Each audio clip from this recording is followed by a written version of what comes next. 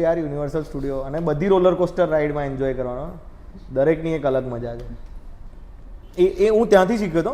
Orlando સ્ટુડિયોઝની અંદર આ વસ્તુ મેં એક્સપિરિયન્સ કરી હતી કે now this is the next level for અસ.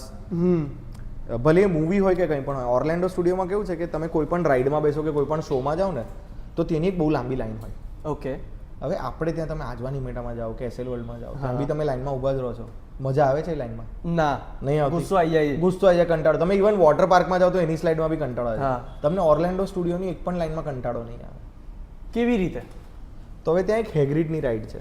હેગ્રીડ પેલો હેરી પોટર વાળું. તમારે સ્કૂટર પર બેસવાનું. રોયલ એનફિલ્ડ એક છે. રોયલ એનફિલ્ડ જ છે એ બાઇક અને બાજુમાં કાર્ટ છે જય વીરુ જેવી.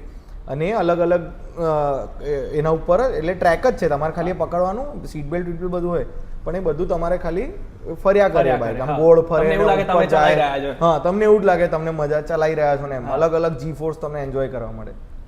તો હવે એની સૌથી લાંબી લાઈન, સૌથી લાંબી લાઈન. ઓકે. તો એ તમે કે આ લાઈન આપણે કેમ ના મેનેજ કરશું? તો એમણે આખી લાઈન જે છે એ હેરી પોટરના કેસલમાંથી કાઢી છે. ક્યાં વાત? તો તમે ત્યાં અંદર જાઓ તો તમને નાના નાના ઈસ્ટર એગ્સ જોવા મળે, કે પેલો સ્પાઈડર એક જોવા મળે જેના બહુ બધા બચ્ચાઓ હતા જેને હેરી પર અટેક કરેલું. પેલી ફ્લાઇંગ કાર જોવા મળે ને you know that is the experience. તમને કોન્સ્ટન્ટલી કંઈક ને કંઈક જોવા મળે છે ને તમે બોર નથી થઈ રહ્યા.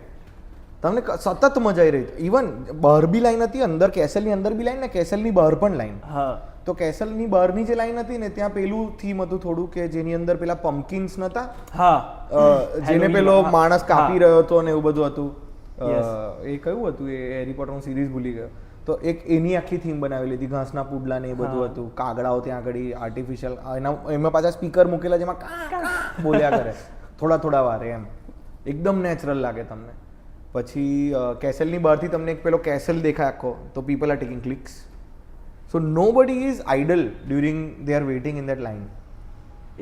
કદાચ 1 કલાક 1.5 કલાકની લાઈન હશે ને તો પણ આરામથી 1.5 કલાકની લાઈન. હું તને કહું છું 1.5 કલાક. બટ એ 1.5 કલાક. અને પેલી રાઈડ કેટલા મિનિટની? કેટલી? 1.25 મિનિટની. કેટલી? 1.25 થી 2 મિનિટ મેક્સ બસ.